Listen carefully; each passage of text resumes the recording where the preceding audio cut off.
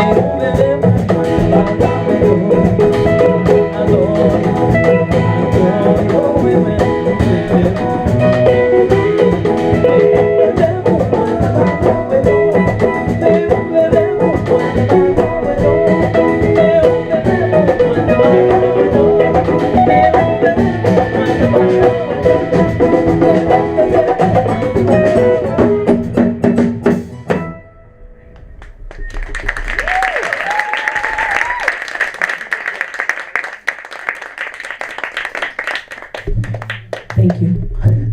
Isaura Oliveira.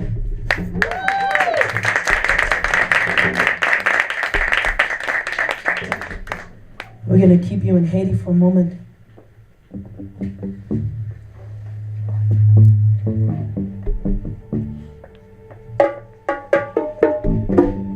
The song is for Gede.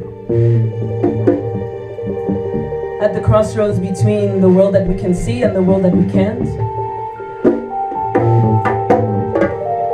So those who've gone before us, they stay with us. They are just not seen, but we can feel them.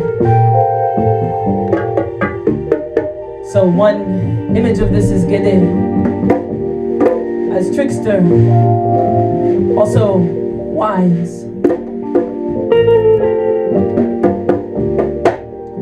Those who've heard about Anansi,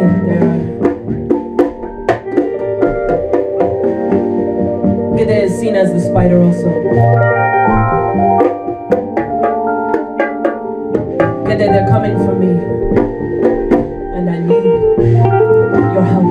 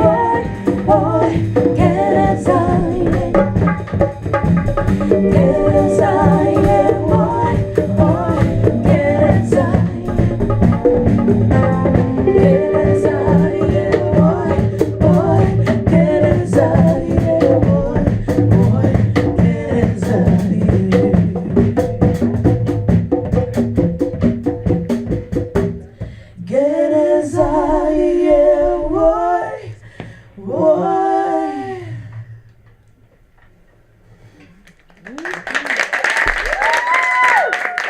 you. We want to invite Letta Neely up to share some word with us on this occasion. So we're going to step aside for a minute. Come on, Letta. Yeah.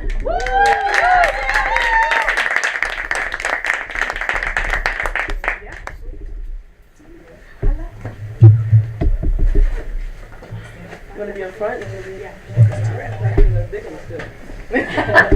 to compile back here?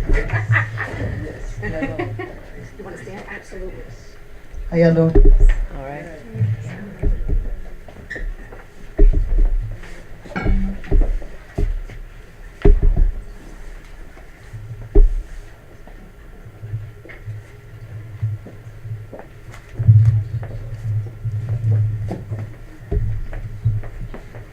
It is a magnificent evening for revolution. It's a magnificent evening to say hello to our ancestors and to honor them and to ask them for the help that we need for the revolution. I'm going to read a couple of pieces. I think that one of the things that strikes me most sometimes when we tell the stories of the trauma that we've experienced as people, as humans, is that we don't start at the beginning, before the trauma. You know? So I'm going to start there for now. It never starts with bloodshed, like it's talked about. Not with scalpings and slave ships and suicides. Never begins with Auschwitz or the naked body of that last woman found in Central Park. Doesn't begin with this paper or 3 Mile Island. The stories do not open up with Chernobyl or chemotherapy or crack. Always, always, always begins with a dream of a dream. With elements swirling together and loving the company of motion, loving the feel of energies rubbing up against and inside each other. It always, always starts with a dream of travel, of what this rubbing will manifest. It is sexual, this birthing of existence from dream. And afterwards, no matter what, there is always memory. Genesis Revisited. After God took over, Serpent was the first revolutionary. Serpent was smooth, slithering through memory to give Eve some answers, tasting memory and talking to the recently dead and about to be born to get the message right. Nothing sour on her tongue to pass on to Eve. Eve was not impressionable. She was in love with Serpent's description of memory and she wanted to taste. Serpent was Harriet and Pedro Albizu Campo. Serpent was Audrey in the blizzard of '96. Serpent was Cricket and Crow and this baby child on Rikers Island screaming in the waiting room. Serpent was knowing the tree in the garden knew all the waves of memory. Serpent was knowing the tree in the garden reached through time, could smell color, could taste sunset. Serpent knew the tree in the garden made love to the moon each and every night. Serpent knew revolution depends on love. And that the tree in the garden was a real God like we are all real gods. And that this so-called God was behind a curtain pulling strings and building walls around earth saying, "Garden, welcome to my garden." Like the whole earth wasn't green and in love with itself. The serpent knew this God was a greedy fraud wanting attention, a playground bully who cried when I punched him, a government whose existence depends on borders. Serpent was a union organizer, a mob buster, a Coltrane song, a freedom march. Serpent was the grunt of the preacher, was a lover coming out of the closet whispering sweet everythings to Eve. Serpent was the ultimate incantation. Serpent, who knew green on the outside of God's garden, knew a jail when she saw one. She set on letting her people go. "Come here," she said, sliding her tongue along Eve's hand. "Follow me. I want to show you something sweet."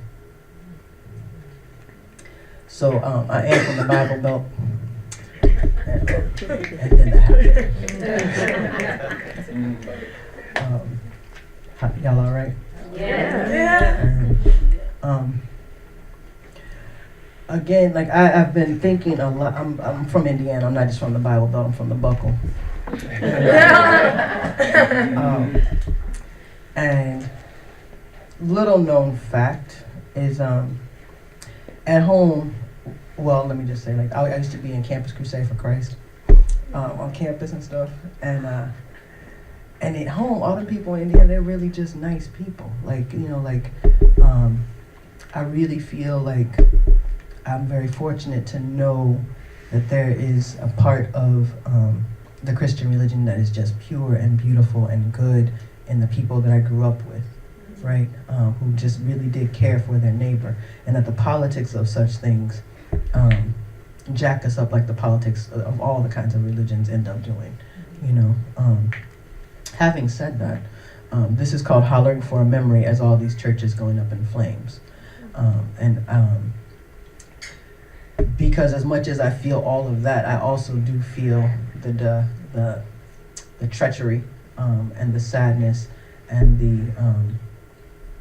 the ways in which, like during the AIDS crisis and during several crises that we have as Black people, the church always pulls through, and there's also some level of pulling through while kicking you in the gut. So, Randolph Scott McLaughlin said this. He said, "There is a kinship among these things. They're not burning down Black barbecue joints. They're not burning down Black pool halls. They're burning down Black churches. It's like they're burning a cross in my front yard. They're burning symbols of resistance and community, hope, and refuge." Somewhere in the Bible it says, faith without works is dead. Somewhere in the Bible it says, faith without works is dead. And we're asking who, when we should be asking why. Falling down on our knees, talking to the clan, saying, please don't burn our temples down. When we should be asking why. Why what? Why this baptismal burning? Why what? Why this baptismal burning? And the spirits might say, did you witness AIDS? And the spirits might ask, did you witness hunger? And we asking who when we should be asking why? Why what? Why this baptismal burning? And what I want to remember is that sleeping inside cardboard boxes did not bring outrage. That swollen ankles and blistered dreams, that Guantanamo did not bring outrage. And the spirits might say, did you really witness pain? I want to remember that Nigeria, Somalia, Haiti, Rwanda, Ethiopia, and starvation and hunger and children eating lead paint from peeling walls in East Harlem do not bring outrage, that we have not come with outrage in a long, long time. When we should be asking why, what, why this baptismal burning, I want to remember that Terry Jewell did not, that Brandon Tina did not, that Marsha Johnson did not, that mutilated brown gay men did not, and women found bound in houses, dead in the trunks of cars, did not bring outrage. I want to remember that even O.J. Simpson, Mike Tyson, Colin Powell do not bring outrage. Witness this, my people. Witness this baptismal burning this empty sanctuary of us. I say, walk into the cleansing fire. Walk into the fire asking, where were you, church? Where were you when Michael Stewart was killed? Why didn't you lay hands on Roland's, on Sabah's, on Quanifa's lesions, church? Where were you when that Idina showed up with bruises at your front door? Where were you when you were needed? I want to remember especially that my mother's pain did not bring outrage. That the fact that he couldn't read does not bring outrage. That poverty does not, and multicolored crack vials and tracks in her arms do not bring outrage. Witness, the pastor had a beautiful car. Witness this baptismal, and he preached powerful sermons of complacency. Witness this fire that the ushers came for tithing 5 times, and the hungry still went home hungry. Witness this fire, walk into, lay down on these burning embers.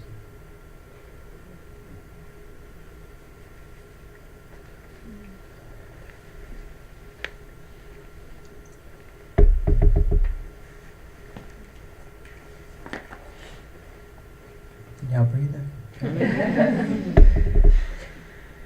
So let me take a breath. We have so much work to do, and the hardest work and the most important work is breathing. The second most hardest work, at least these seem like little things, but is looking each other in the eye, right? And being willing to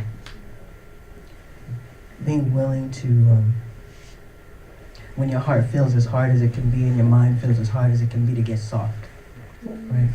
It doesn't mean get soft in like what you're willing to go for liberation, but to just, I guess I find right now that sometimes the people that call themselves allies and we call allies, we're getting really, really mad at, right, for making mistakes. And it's not to say that we should not get mad, or at least I speak for me. It's not that I'm not going to get mad, but I'm also not going to walk away from the table, right? Especially because I believe it's a table that we're building together. And it doesn't even mean I'm putting up with shenanigans and trying to listen to everybody's baloney either. But I think I'm trying to wrap my head around how I want to say this really. We're trying so hard to do the right thing that we're not doing the best thing sometimes. So this is called Because This Whole Earth Is Ours. Because this whole earth is ours, we must be intimate magic. We must be intimate magic when obituaries read like a roll call of our neighborhoods. It is not enough to mention names, to know locations of past iniquities, of present torture, when we are called to remove our feet from cacophony's piss, to dance away every lie that refrains movement. It is not enough to raise stylish fist and cutthroat air to pontificate eloquent tragedies over coffee and croissants. We must pick sharp shards of bloody souls from bloody pavement and caress them correctly. We are called to suture particular pieces of memory now. Now we must drape ourselves and dream through death and hunger now only for liberation from oppression, which teaches of borderland geographies, where even imaginations are restricted, shown barbed wire fences and trenches of murdered comrades. We are called now to use crazy magic words, to cast spells, to pull knives from back pockets, from behind teeth. We are called to push over bronze statues of dead Anglos on horses, to defy the boxing in, the chaining up, any definitions which hold and creep like viruses inside. We are called now to know the power of language, to make love the only recipe of our desire, to cure in the ways of our elders. Truly, we must hack off each finger wrapped tight and desirable around our arms, yanking us towards complacency. We must do down-home jigaboos. We must plant words found in no dictionary, bathe each other with soft freedom when the order of things threatens to numb possibility.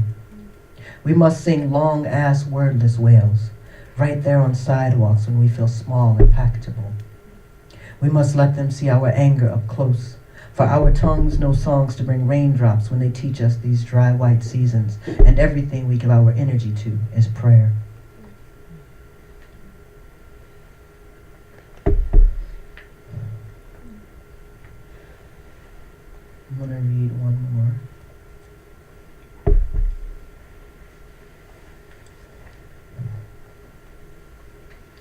And I'm going to read this one because I also want to, it's called Attention Lesbians at Funeral. And it's in memory of two things. One, my brother and my nephew who passed. My brother was murdered, and then several years later, his son was murdered in the same alley. And both times, I'm a dyke, and attending the funeral seemed to, I just can't not be me. You know what I mean?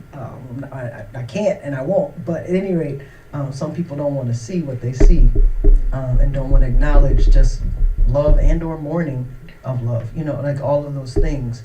And so, we have. I guess I just want to call to the ancestor table. Also, we have so many silences, right, that are now ancestors. So many stories that are not able to be unfolded because people had to live in secret for so long. So that is for this, I think. Attention, lesbians at funeral. Pictures are quiet and subtle in their finality, Our irises do expand and contract into already cropped versions of certain universes. We see what the taker wanted us to see, more or less. Amongst this pile there are photos of secret intimacies, quick shared smiles of cousins, a stolen kiss from my pregnant sister to her boyfriend, even a private, untamable moment between my parents, divorced now for years, a pretty reminder of how we got here. There are no pictures of my brother and his white wife relaxing into their laughter. No pictures of you rubbing my forehead as I spin in your, and as my No pictures of you rubbing my forehead, my head in your lap as I spin from tequila that tasted like car oil that needs to be changed. In the markings of this time, there is nothing, no reminder to say that we are each other's touchstone. And so how shall we be remembered? There is no eye magic caught on film that will say to anyone after us that we existed together. These are the things that tell me we are still not seen, that we are the unwanted children of familial gatherings. These are the things that transcend the niceties that made you feel welcome in our house. They decide to refocus, avert, yes, and choke on pronouns. Alter the whole of us. Claim us as outskirts of frames, outcast of blood. Render us outside of mourning. Here, baby. I have developed pictures of how you held me in the afternoon I was doubled over in my sorrow, puking up the taste of my brother's death. You held me like the night holds all the stars in the safe darkness of her womb. This picture is patchwork, frayed at its edges, worn in, comfortable. This picture cannot be taken. Thank you.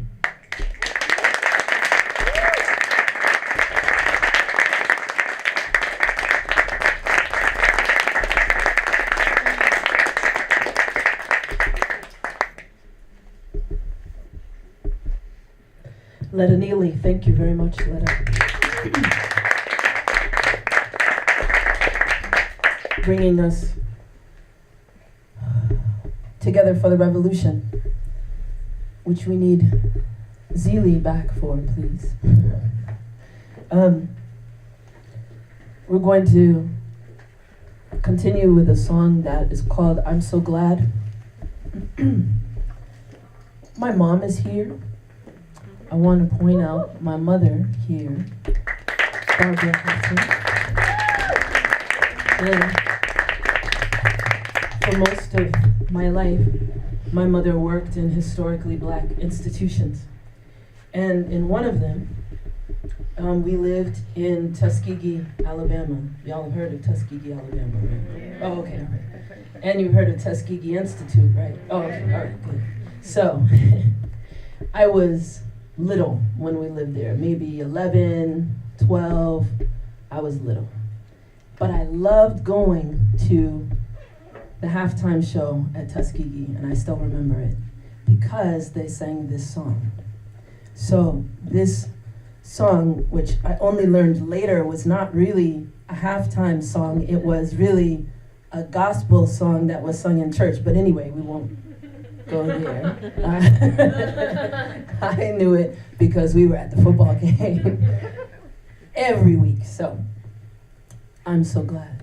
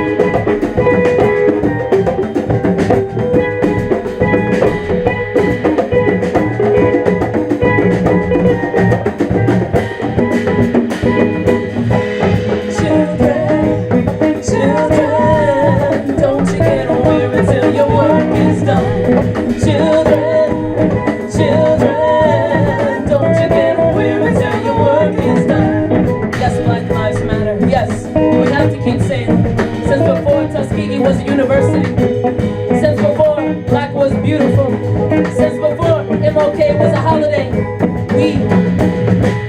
before we were African American, we were colored, we were Negro, and our lives mattered then, and our lives matter now. We must keep saying, until our work is done, and our work ain't done, children. Our work ain't done. Children, don't you get weary until your work is done. Children, don't you get weary until your work is done.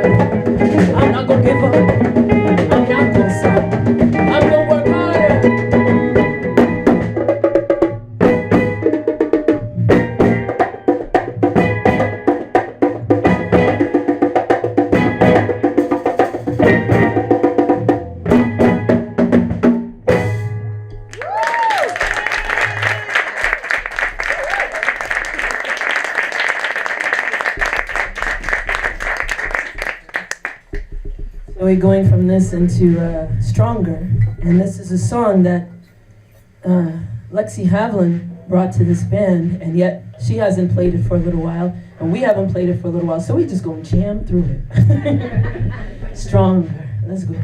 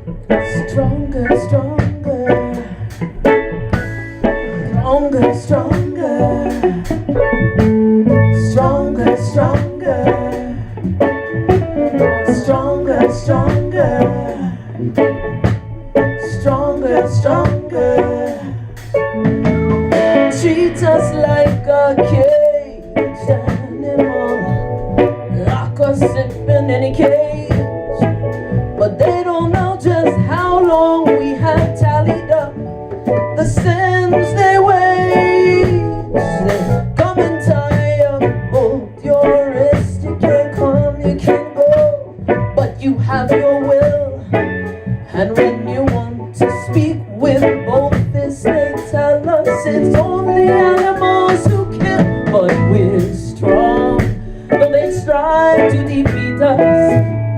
We will fight against their lies. always be strong. Though they always mistreat us, you can't fight what's in our minds. Be strong. Though you strive to defeat us, we will fight against your lies. Be strong. Though you always mistreat us, we are stronger in the end.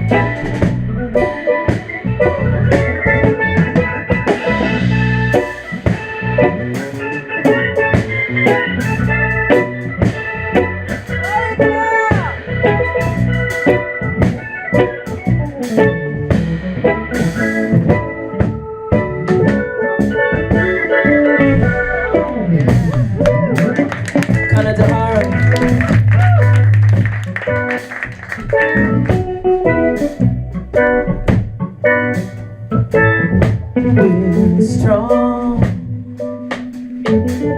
We're strong. Though you strive to defeat us, we will fight against your lies. We're strong. Though you always mistreat us, you can't fight what's in our minds. We're strong. You strive to defeat us, you'll fight against your lies. You're strong, but we are stronger in the end. We are stronger in the end. We're strong.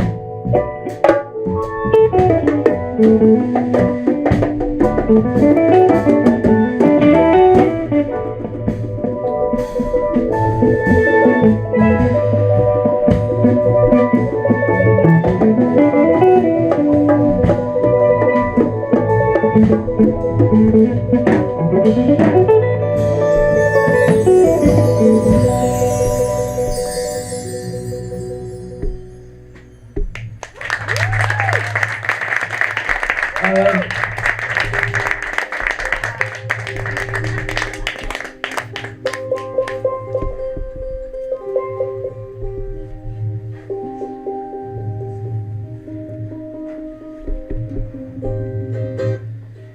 So we're going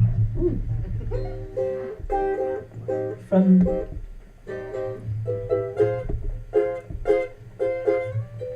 stronger to love, Kuma. By day, I am a school teacher. I work in a public school in Dorchester. And I worked in Dudley, or down Dudley as they say, right on Shirley Street at a school that was mostly Cape Verdean kids. And I was very lucky to begin to learn Criollo from them and to travel to Cabo Verde to visit some of the islands there.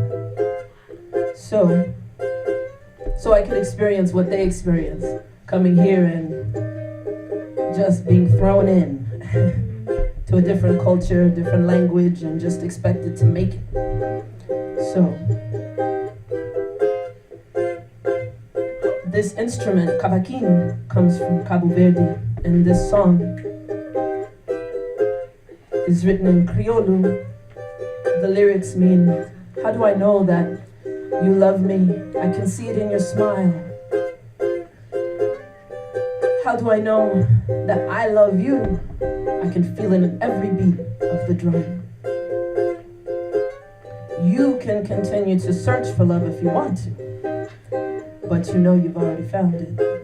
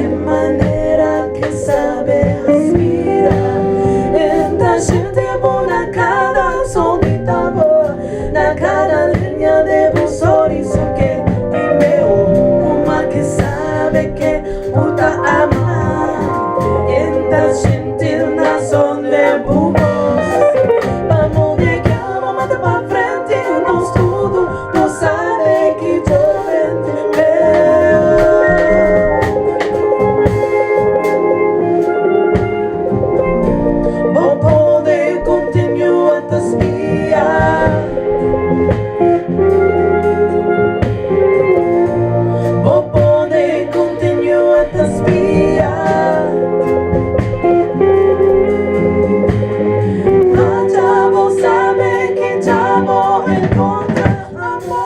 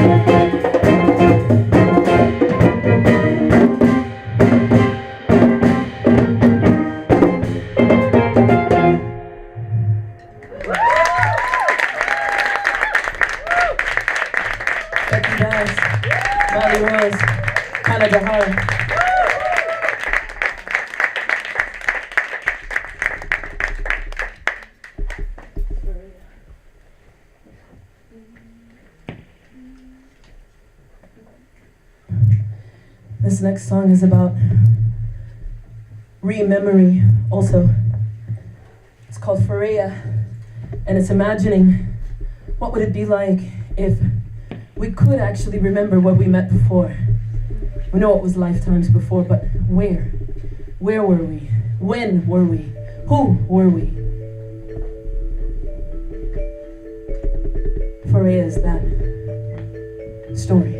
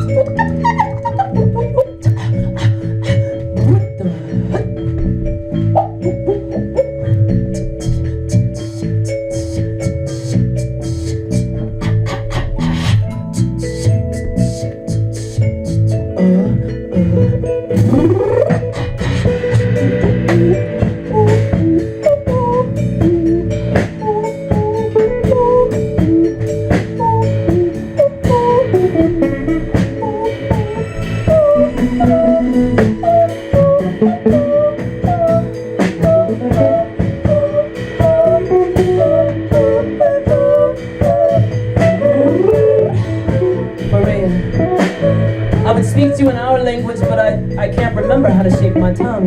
The words aren't painted in my mind's eye. I know tones, I know colors, but it will take years to remember names. Araya, how long have we known each other? Were there days before we tucked and straightened and arched, dancing to the language of the drum, bodies free, ooh, freedom. Before we learned that nakedness is obscene, feet should be curved, behinds not too wide. Before we were ballet and line. Willie yangu hapendi musiki yako 100 lifetimes. But how long have we known each other? Was it us there in the rainforest arms, calling to each other in the language of home? Was it me chasing you, or was it you right behind as we children ran to the river to make music with La Sirene herself, our fingers full of the water sounds?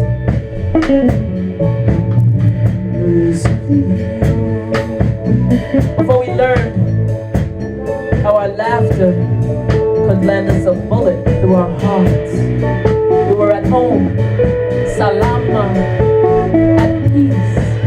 Was it Marrakesh? Was it Rio? Was it lifetimes of separation, reunited here in this world of familiar strangers? How long has it taken for me to remember your name? How long for you to recognize my spirit? Music, dance, without speaking a word. Korea, Watu.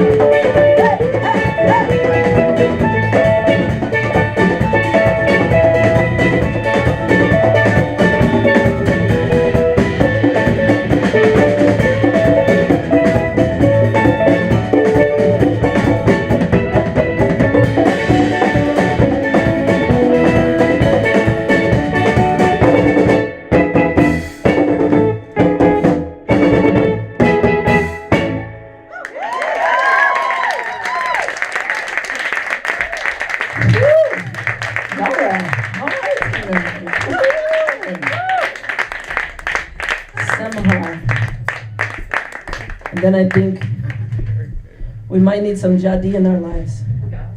Can we have some jadi in our lives? Okay. So we're gonna give you 5 minutes, jadi, to collect yourself. And then we're not gonna wait anymore. All right. Samhar is also about finding home, finding place. And sometimes the place you think you have it, maybe your birth home isn't the place you find it. Maybe you have to find adopted family where you feel home. And then sometimes you get there and you go back and you, oh wait, I missed something over there. So it's about finding that home, Samhar.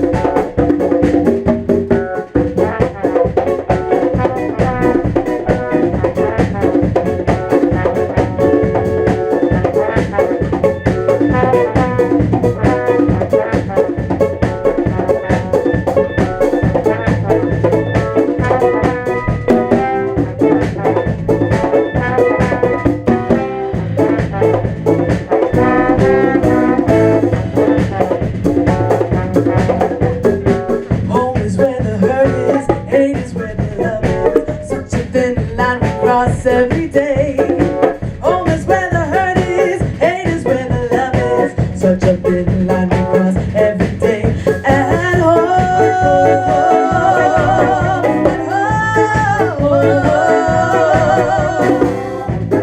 it's no wonder. Just like the bird flies on its way back to mother, like the ship that's lost its way. I'm floating on this melody, so far from home, can't seem to get back. I miss the love of family, and I got to go. I've got to find my way back home.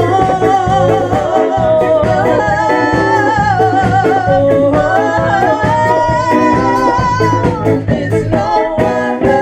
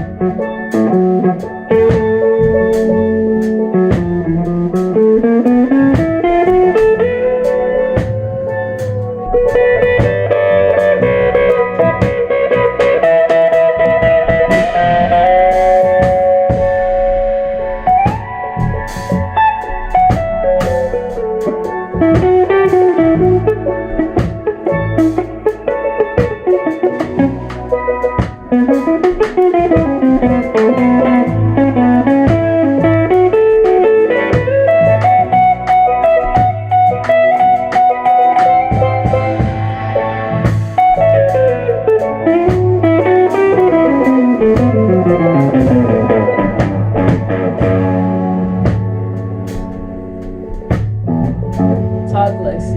That's Lexi Havlin on guitar. Forced migration, exile, immigration, no matter how we got here. We're all here now, and they're talking about trying to take some of us back. No, we're all here now, we're trying to create home. Home. Forced migration, exile, immigration, no matter how we got here. We are home. Gotta find space to breathe, to create our own space. Let us said it's time for the revolution. It's been time, it's overtime. You had that poem, car alarms. Shouldn't we go off like car alarms? It's been time. We have to go off to create our homes, our revolution.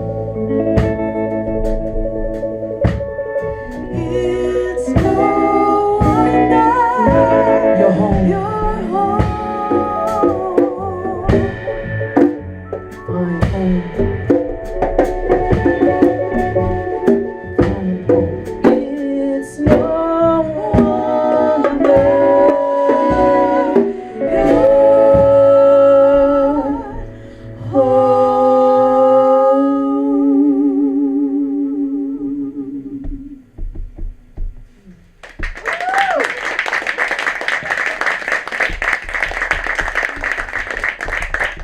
So we promised you Jadi. Are you ready? Yeah. Right. Jadi, are you ready? Oh, okay, good.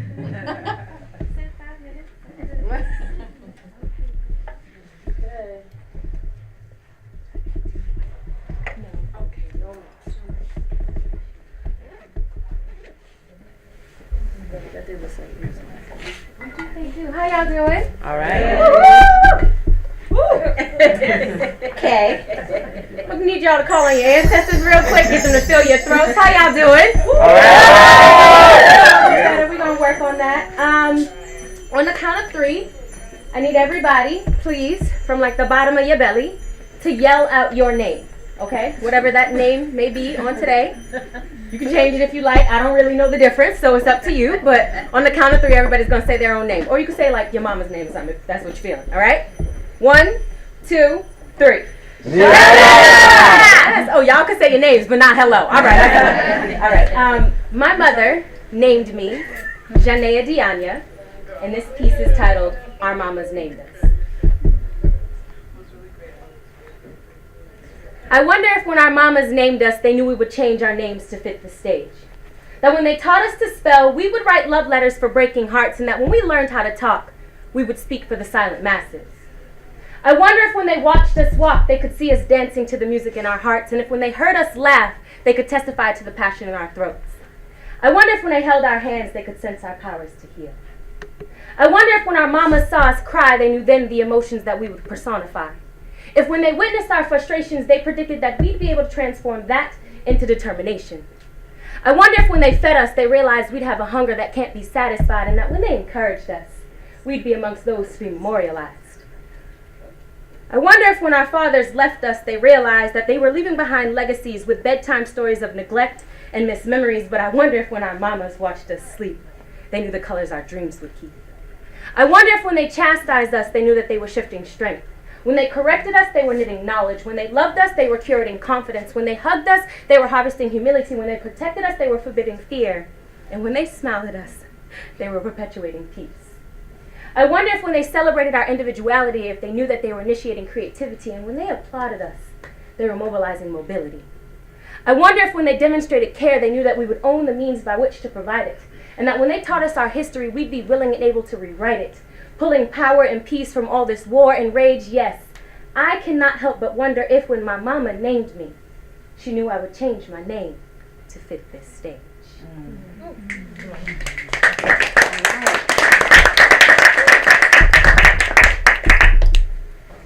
I've been performing for 14 years, and every time I do my first poem, my whole mouth just goes dry. Every single time. Does not fail. But anyways, hello again, y'all. How y'all doing? Good. Now that you got to say your name, you got to participate, you feeling all right? Yeah. Okay, good. My name is Jadi Williams, and I am So very honored and excited to be here this evening with you all, and of course with Zili, of course with our ancestors. This entire performance, the next two pieces and the first one, are being dedicated to my great aunt, Deborah Landrum, who passed away about 2 or 3 years ago, and she was one of my family members who attended every single performance. So she is an ancestor that I'm extremely proud and honored to have. Anybody else in here feel like life might have you drowning just a little bit? Are y'all all swimming? Y'all good? Not good? You can be honest with me. I'm not going to tell nobody. It's okay. Just the whole room. Anybody else? All right. This poem is called Swimmers. Everyone that knows me knows I like to swim, knows that I can swim, knows that I'm at my best when I'm in or near water. Everyone that knows me has seen me swim. I've made sure they've seen me swim. Take stroke after stroke, lap after lap, dive after dive. I continue to impress with my skills as I cut through the water with control and finesse, immersing my entire being in the body of water, making the whole process seem a little effortless. So of course it's not surprising that they are not alarmed by my flailing arms and exhausted legs. They just probably think I'm trying out some new techniques. Because I'm still in the water, still refusing to get out of the water, always refusing to take a moment on the shore long enough to see the water, always got to be in the water. So of course they don't see my stillness as stagnant or stuck. They just think I'm floating. Swimmers train their lungs for breathing, not speaking. So of course they can't hear me over the waves between the swift head turns. I'm not speaking loud enough to let them know this water has turned cold. I've swam out too far for them to see the exhaustion on my face, catch the fatigue in my muscles, and hear the saline sinking my lungs. See, everyone that knows me as a swimmer. So of course, y'all can't see me drowning.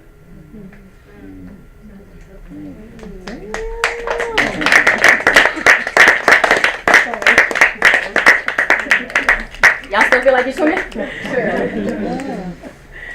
Okay, all right. Y'all still doing okay? Yes. I don't understand how y'all so quiet. Zili was playing and I was like, I just want to dance, but nobody else is moving. You should have danced anyway. I appreciate you, boo. You got up. I appreciate you. I watched it happen. I wanted to do it earlier. Yes, we just should have done it, right? Like they would have eventually. Yes. All right. Maybe next time. Next time y'all see Zili, like just go in. That's what they love. So this piece is one of my signature pieces, and I actually had the honor and the privilege of recording this piece with Zili. Forced by Kara, but once it actually happened, I was in love with it. I'm just gonna be honest. And so this piece is entitled Once, Twice, Three Times.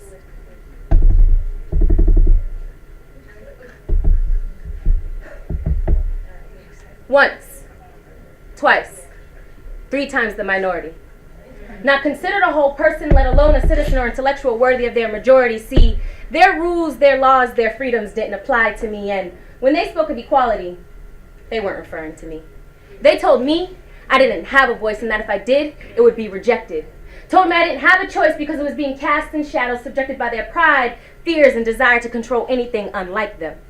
Disregarded, disrespected, and neglected by their ignorance, they claimed that my color was confined to slave labor, that my sex needed to be restricted by chauvinistic gender roles, and that my preference would condemn my soul. Told me I could clean their homes, but I couldn't reside amongst them. I could raise their families, but I couldn't head them alone. I could be the female athlete that left them in awe, but I could never be their daughter-in-law. Segregated, separated, set aside by society, but still superseding their supposed superiorities, because I am once, twice, three times the person they will ever be. I have once, twice, three times the soul they will ever own. I am once, twice, three times stronger than they want me to be. See, they envy me, they mimic me, they want me and my bravery. They see this walk, remember the history, and want to pick up on the rhythms. They want to apologize but don't know where to begin, because for centuries I've been responsible for challenging their hearts, opening their minds, abolishing adversity, breaking barriers, and defining diversity. See, I add a spice to life that they're afraid to taste but are a little curious to cook with. And their attempts to break me have given me the greatest strength, resilience. So try as they might, but they will never successfully strip me of these rights. I have been lynched, raped, and mobbed. I have been suppressed, denied, and ignored, and I will tolerate this no more. I will not stop marching, rallying, advocating, and speaking until my honor is restored. I demand respect and acknowledgments for the bookmarks that I own in history. So revise all those textbooks to recall that I, yes, I was there for it all, meaning your wars, wouldn't have been won without me. Economies wouldn't have thrived without me. Advancements would have been limited without me. I was once 3/5 of a person, and then I was president. Was once just a housewife, and now I am CEO. I was once a taboo, and now I am mainstream. The poster child of self-acceptance. So I'm demanding change and taking names, and I'm not even gonna bother asking for equality or reparations. I just want them to get the hell out of my way as they realize that tomorrow will be nothing like yesterday. I am the cultural essence of this country. I have perspectives that they could never see, and I have been places that they could never be. So check the senses, because the numbers do not lie. And no longer can they deny my purpose, place, or presence in this society. Because as of today, I am once, twice, 3 times your majority. Black, female, lesbian. Yes.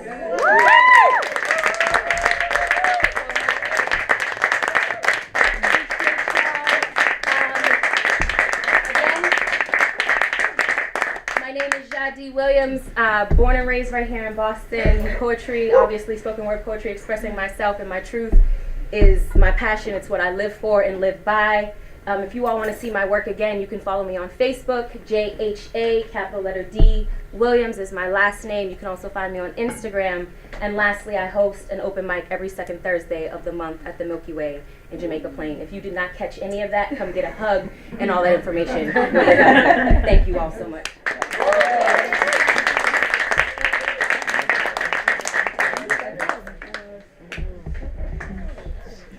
Jadi.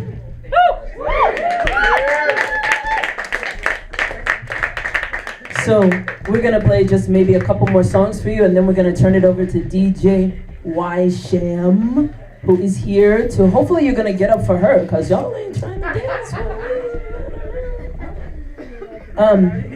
We're gonna play a song called Negazibo, and Negazibo is basically strong Black woman. That's basically what it means. Igbo is a rhythm that comes from Haiti, and yes, Igbo Lele. Neg, when the Haitian Revolution was won in 1804, after 13 years, Dessalines declared that everybody was Neg and Neges. So you're a person, you are Black woman, and you're strong because you keep traditions going. So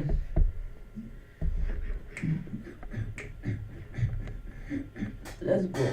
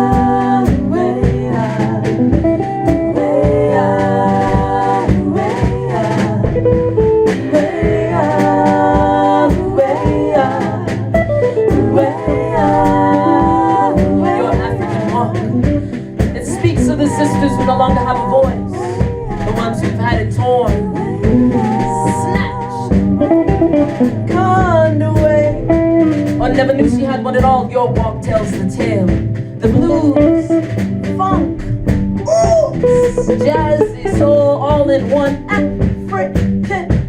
Within your tight jean, high heel booted strut, you walked out your survival. You walk out your survival. Go ahead, African. Walk.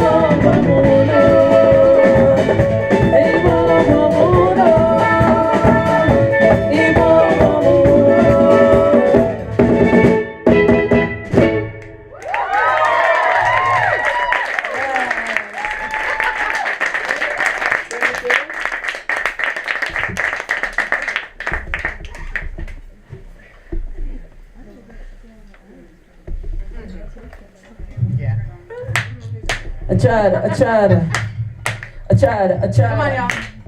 I tried. La ilaha, oh. Salam alaikum, ma ilaha, oh. La ilaha, oh. Salam alaikum, ma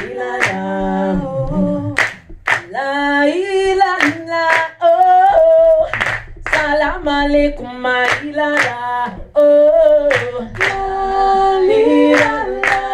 Oh, salam alaikum ilala. Oh, la ilala. Oh, salam alaikum ilala.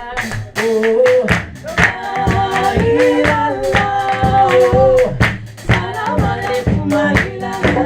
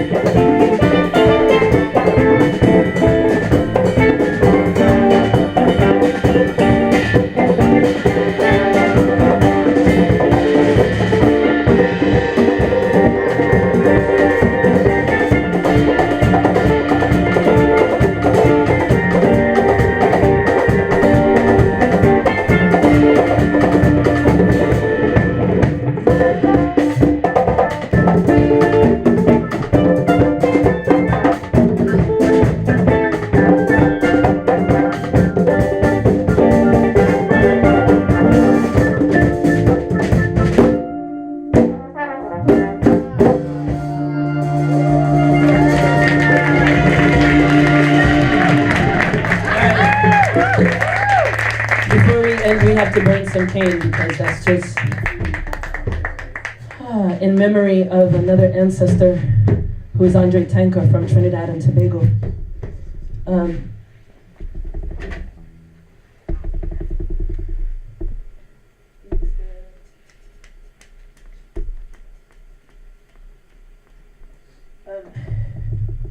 We're going to bring you back to DJ Y Sham, as I said earlier.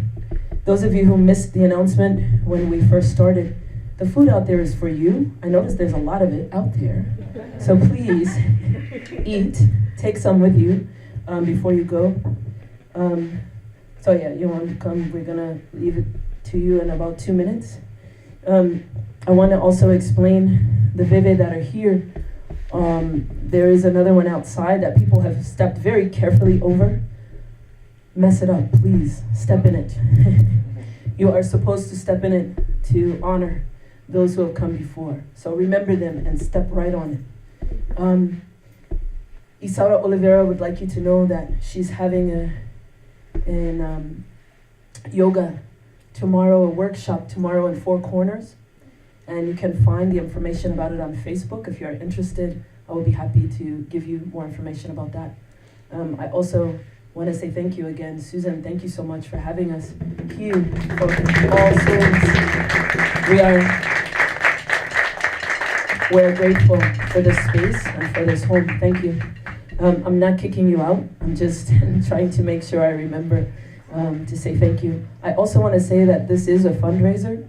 We're fundraising for those we've lost, those who are surviving in Puerto Rico, and those who survive every day in Haiti. We have an ongoing connection with Gaoug Yunu Foundation. It's a school in Mebale, Haiti. We'll be happy to talk to you about it. And the organization, we're going to help in Puerto Rico, people that are doing grassroots work on the ground.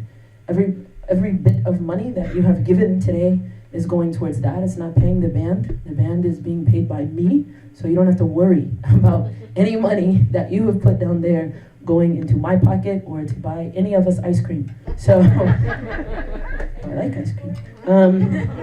And yeah, so everybody that's here, please donate what you can so that we can continue to support our loved ones as they continue to survive. So, we're burning some cane though.